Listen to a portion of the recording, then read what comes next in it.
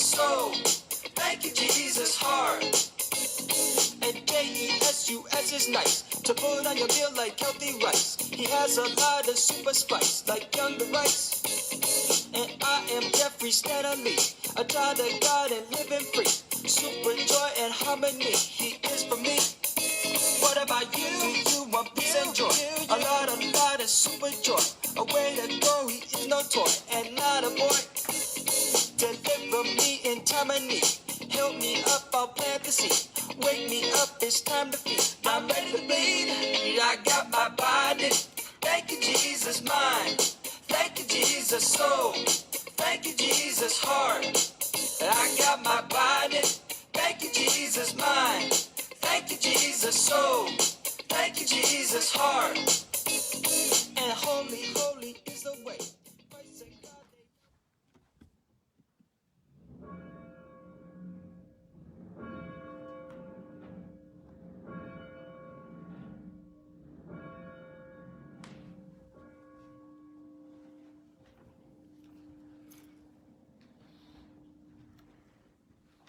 Good morning. Good morning. It's Sunday, May 3rd, and we still are in the season of Easter. And it's good to have you with us this morning. Before we begin, we have a couple of announcements. We'll send out the email this afternoon for our message, our service this morning. And then we'll send out a second email with a couple of links. One is a link to celebrate a Zoom gathering, Cherish Brown's birthday, and I understand she's graduating from high school. So, way to go, Cherish! Yes, we're inviting folks to be there for her and have her church family will just recognize this important time in her life. Also, Robbie and I will be holding a coffee clutch tomorrow at 10 o'clock through Zoom. And the discussion is whatever you'd like to talk about or questions you might like to ask. They be theological or, I don't know, a funny joke to be told, but a time for us to gather. So we'll send out a link for that Zoom coffee clutch.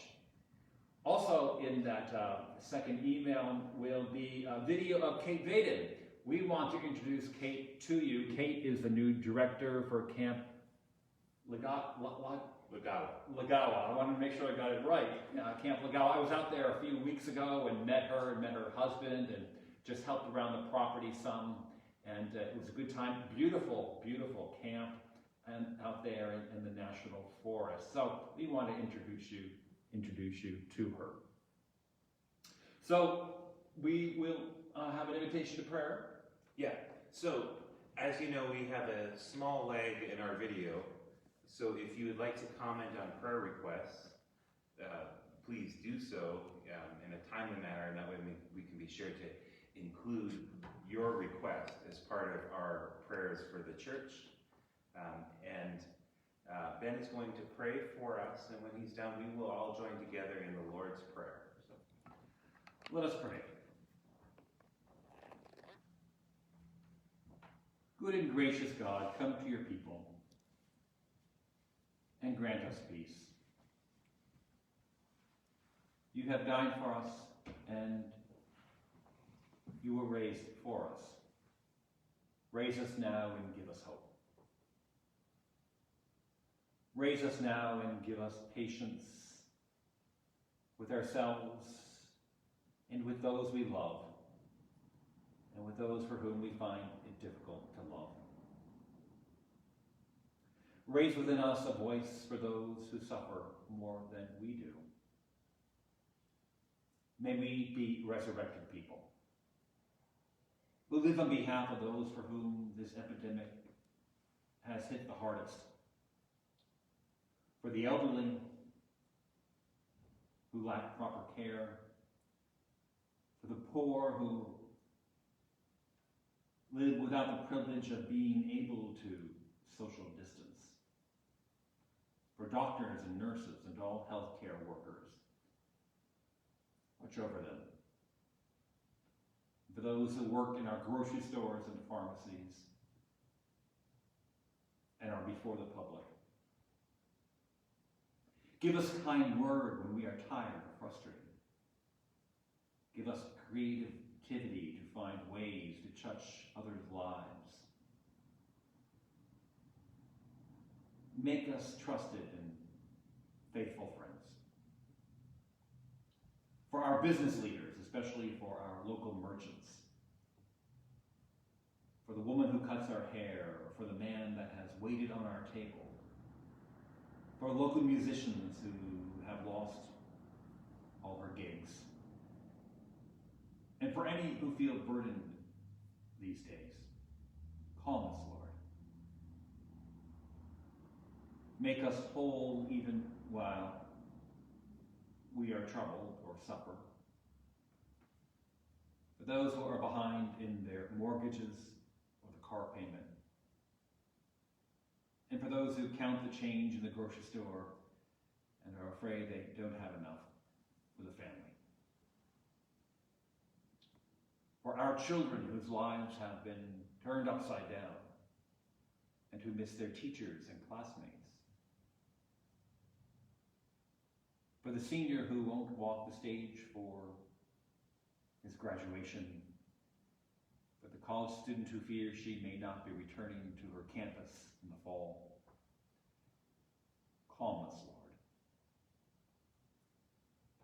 Settle the storm that churns in our stomach and hearts. Help us to breathe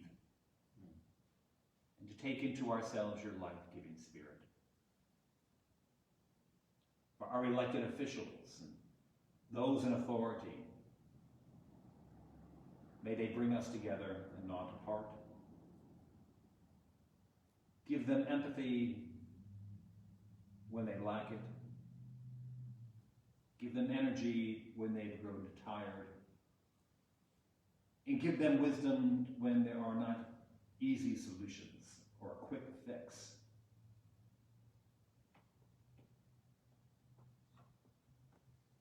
Be with the church, and may we work for the common good. And for your good news, which comes to all of us. For all who have been entrusted into our care. For any this day who suffer of body, mind, or spirit. And so we hear now any prayer requests. We have no prayer requests. Okay. We have some thanks from Kat, like the candles, and Jeff was appreciative that we would open the service with his songs. It was good to hear your music, Jeff. We're grateful to have someone as talented as Jeff in our congregation. Yeah. Well, let's pray the Lord's Prayer. And if you're at home, pray with us. Our Our Father, who art in heaven, hallowed be thy name. Thy kingdom come, thy will be done, on earth as it is in heaven. Give us this day our daily bread, and forgive us our trespasses, as we forgive those who trespass against us. And lead us not into temptation, but deliver us from evil. For thine is the kingdom, and the power, and the glory forever. Amen. We want to read to you Psalm 23. This, every fourth Sunday of Easter, kind of something only clergy would know, I suppose, is the Shepherd Sunday. And so we're talking about shepherds today. The Lord is my shepherd, I shall not want. The Lord makes me lie down in green pastures. Leads me beside still waters and restores my life. Leads me in paths of righteousness for the sake of the Lord's name. Even though I walk through the darkest valley, I fear no evil. For you are with me, your rod and your staff, they comfort me. You prepare a table before me in the presence of my enemies. You anoint my head with oil, my cup overflows. Surely goodness and mercy shall follow me all the days of my life. And I shall dwell in the house of the Lord as long as I live. Amen. Amen. This is about the time when we have worship in the sanctuary in person when we pass the peace. And so I just want to give a few community announcements. Once again, Robbie and I are going to be holding a coffee clutch by Zoom at 10 o'clock tomorrow. Sometime today you'll get an email, just check it in this evening or this morning, that'll have a link to join that coffee clutch. If you have trouble getting onto Zoom or it seems beyond you, well, call the church. We might be able to give you some help in that. Remember the church in this time with your prayers, your gifts, as we continue our ministry. Well, let's read the gospel lesson for the day, James. All right. And hear what Jesus has to say. So this comes to us from the Gospel of John, chapter 10. And I'm reading the first 10 verses. Very truly I tell you, anyone who does not enter the sheepfold by the gate, but climbs in by another way, is a thief and a bandit. The one who enters by the gate is the shepherd of the sheep. The gatekeeper opens the gate for him, and the sheep hear his voice. He calls his own sheep by name and leads them out. When he has brought all his own, he goes ahead of them, and the sheep follow him because they know his voice. They will not follow a stranger, but they will run from him because they do not know the voice of strangers. Jesus used this figure of speech with them, but they did not understand what he was saying to them. So again, Jesus said to them, very truly I tell you, I am the gate for the sheep. All who came before me are thieves and bandits, but the sheep did not listen to them. I am the gate. Whoever enters by me will be saved and will come in and go out and find pasture. The thief comes only to steal and kill and destroy. I came that you may have life and have it abundantly. Amen. The sheep follow him because they know his voice. Let's take a moment to pray. May the words of my mouth and the meditations of our hearts for whenever this message is heard come to us and make us new. Amen. My childhood memories take place in a blue-collar neighborhood. That's where I grew up, and there were lots of kids. We traveled and played in packs in the streets, these neighborhood streets and in the nearby woods. It was custom in my neighborhood for our mothers to stand on the back door stoop and yell out the names of their children when they wanted us to come home. And I can still hear those voices. Donald, Jerry, Claire, they were our neighbors. If you lived in my neighborhood and were out of earshot, another kid would let you know. Donald, your mother's calling you. Claire, your mother's calling you, and she doesn't sound happy. My mother was of a different sort. The last thing she was going to do was stick her head out of the door and yell. She was of a more proper persuasion. So she held a cast iron handbell and rang the bell. So if I was out of earshot of that bell, kids would come running to me and say, Ben, your bell's ringing. Later, another mother decided she was going to blow a whistle. And well, we all had our own signals. And I'd say we all recognize the voice of our mothers. Always will. Still to this day, I can hear her voice. I can hear that bell too. Which brings me to our gospel passage. How do you know Jesus' voice? We'll wait. I've got visuals here. I'll tell you when. How do you know when you're being called forth? How do you know it's not the voice of the thief that James read about in our gospel lesson? There are times we kids cause trouble and shouted back to someone else's mother, "Okay, Mom, I'm coming home." And I still wonder if the neighborhood mothers knew that it wasn't their children answering back. I suppose eventually they did because the kid didn't show up for whatever it was, a doctor's appointment or dinner. You can get yourself into trouble by listening to the wrong voice. You can also get other people in trouble too. To get a better understanding of what Jesus is saying in this passage, I think it's important that we take it in context. These words of Jesus are connected to the previous chapter when Jesus is healing a man that has been born blind. And this healing has caused a terrible fuss with his village and the religious leaders of that village. Eventually, the man born blind, who can eventually see, is cast out of his community and becomes one of Jesus' followers. So Jesus is speaking to him when he says, know the difference between the voice of the shepherd and the voice of the thief.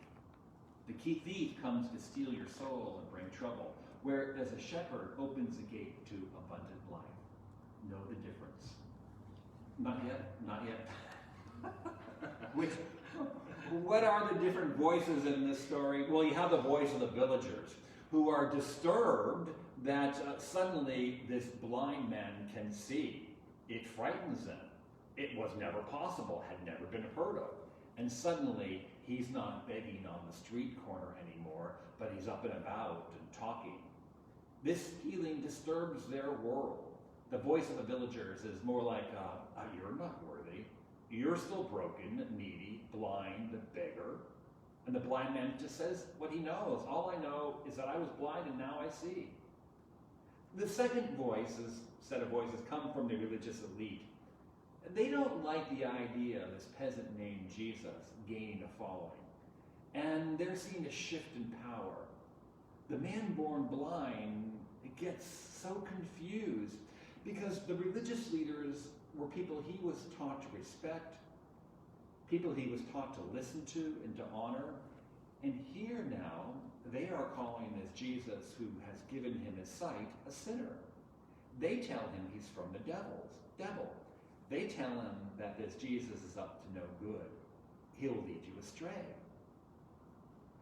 It's a difficult situation for the man born blind. Which voices does he listen to? But he simply says what he knows. This man put mud on my eyes and prayed over me, and now I see. The third set of voices are probably the most disappointing because it's the man's parents. You would have thought they would have stood behind him. But they seem so non-committal. This is the voice that never comes through. They're more afraid of the religious leaders and their ability to cast them out of the community than they are of standing by their son. What do they say? They say, well, this is our son, and he was blind, but we don't know what happened. He's old enough. Ask him. Not a statement of endorsement. So the question comes, how will we recognize Jesus' voice when there are so many other voices to be heard? How will we know the difference between the voice of truth and the voice of falsehood? How will we recognize, that term fake news from fact?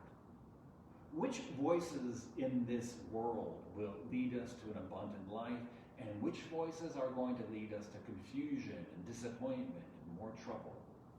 It isn't always clear, especially in this age of, social media, and broadcasting, and 24-hour, 7-day-a-week news, and so many voices.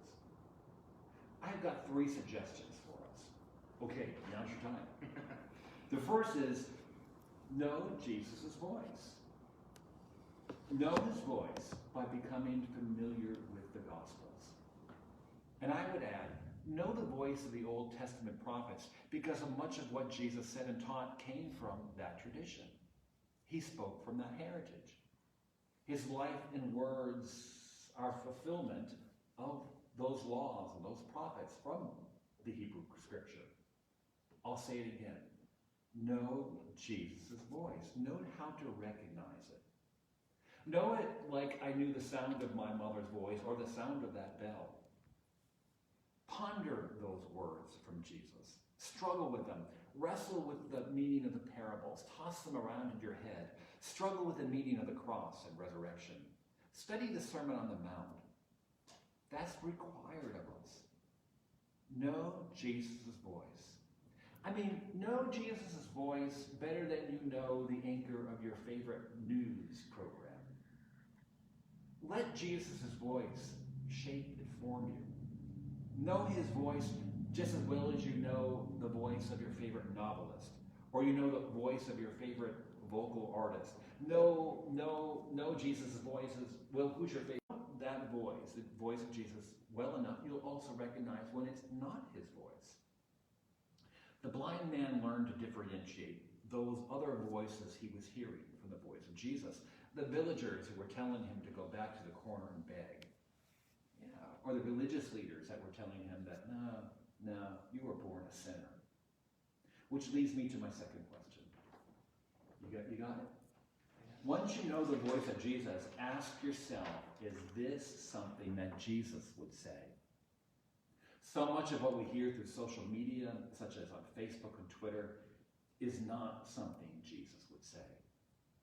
So much of what we hear in American politics is not something Jesus would say.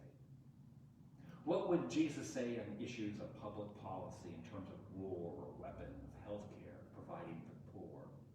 What do you know about his life? Do you know about his life? He healed the sick.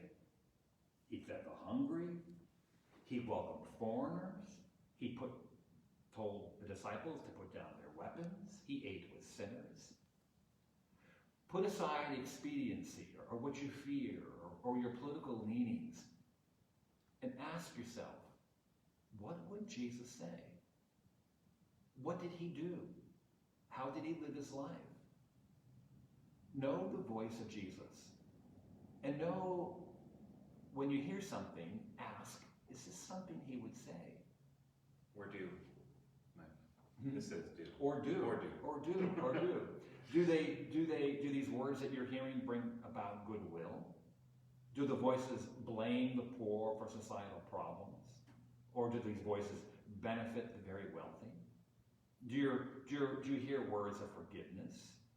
Do you hear words of giving people grace or a second chance? Are the words you're reading or hearing, are they approaching people, even people who disagree with them, as though they are children of God, that they have sacred word? Remember this. I'm not asking you whether or not you agree with the voices you hear. I'm asking you to discern whether or not what you hear is something Jesus would say. And there's a big difference. Because if we always agree with what Jesus, or agree with Jesus, we're making our image, we're making Jesus into our image. I hope that makes sense. Because sometimes that voice you hear, that is the voice of Jesus, stands to correct you and me. Yeah. Ask. I'm not asking you to question whether or not you agree with the voice you hear. I'm asking you to discern whether or not what you're hearing is something Jesus would say. And sometimes that will challenge you. And for the times in which we live, I want to add one more method of discernment. Ask, is it true? Is there anything, if there's anything that the followers of Jesus hold in common, is that we seek the truth. We seek truth. Even if it isn't what you want to hear, or even if it's not what you had hoped for, ask, is it true? Parents, is this your son? Yes. The man in this story has his sight and he has truth, and that's what he goes on. He holds to that truth. He keeps saying what he knows is true. I was blind, and now I see. And when everyone is giving their opinions, and the village is in an uproar, he holds to what he knows is true. I was blind, and now I see. And lately, we've been hit with so many scams selling us products and tales that will cure us of the coronavirus or will just put an end to this trouble we're having right away. And we want to hear, we hope it's true, but much of it is rubbish. Just because you believe or want something to be true doesn't mean it is true. No, of course, putting a blow dryer in your face is not going to rid you of a virus, or cell towers are not transmitting the disease, or the pandemic was not a Chinese plot to take down the United States. Ask, is it true? And use the wise resources that we have to find out if it is. Remember, What did Jesus say to us? Love the Lord your God with all your heart, with all your soul, with all your mind, and with all your strength. And sometimes we forget that with all your mind. Use your intelligence. Find out if it's true. So what are the three things? What are the three things? Ask. Well, know the voice of Jesus. Ask, is this something Jesus would say? And then third, ask, is it true? The one who enters by the gate is the shepherd of the sheep. The gatekeeper opens the gate for him, and the sheep hear his voice. Amen. Amen. And we have a letter. Yeah, we do. 2 letters. Yeah, so Ben, we were supposed to be together today, but not here.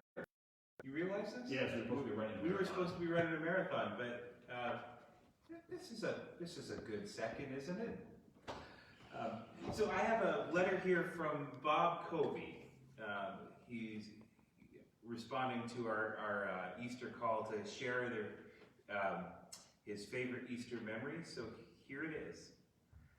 I've had many good Easters as a child, putting on my Sunday best and going to church with my mother. She was and still is a Southern Baptist. My parents were divorced when I was 5, so I went back and forth between my mom and my dad. My mom attended church, but my dad did not. I went to a friend's church for a couple of years as a teenager. My favorite Easter was in 1997. My stepmother and her best friend growing up, Ann Hamilton, were attending FUMC. So I decided that Easter to attend First United Methodist Church with them. It was a beautiful Easter morning. The church was beautifully adorned with all white and green flowered azaleas cross-laying from the floor to above and across the altar. Emmett Shortred was then the pastor and gave a very good sermon. I then started attending church at FUMC and became a member shortly after. 5 years later, I was hired as custodian. I then set up the same cross for 5 years. Then Pastor Bill McDonald retired in 2008. The new pastors, John and Linda Tucker, changed the way we celebrated Easter service. Well, things changed. And then the other, this was a note that you received from Sharon Bruce, and she said she's sorry she missed the parade that we had for Cherish yesterday. A number of us kind of paraded by her house to wish her a happy birthday and happy graduation. And the boys had a Zoom Scout meeting, and she just says she misses her church, and she signs that, and Sharon and Jeff, Levi and Nathan, and evidently she sent you a washcloth so you could do your dishes. Thank you for that. Thank you for that. Yeah. Signing off, the Lord bless you and keep you. If you can, join us for the coffee clutch. Robbie and I will hold tomorrow morning at 10 o'clock. Take care of yourselves. God bless you. Bye-bye. Bye. Baby, all the way, you got it right. I'm blessed to see who lives above. God is God and full of love. Triumph, peace, and fire and dust. It's like a glove. I got my body. Thank you, Jesus, mind. Thank you, Jesus, soul. Thank you, Jesus, heart. I got my body. Thank you, Jesus, mind. Thank you, Jesus, soul. Thank you, Jesus, heart. He's got love for you now. Don't go away. He's got love for you now. It's here to stay. He's got love for you now. Please make a way. He's got love for you now. I got my body. Thank you, Jesus, mind. Thank you, Jesus, soul. Thank you, Jesus, heart. I got my body. Thank you, Jesus, mind. Thank you, Jesus, soul. Thank you, Jesus, heart.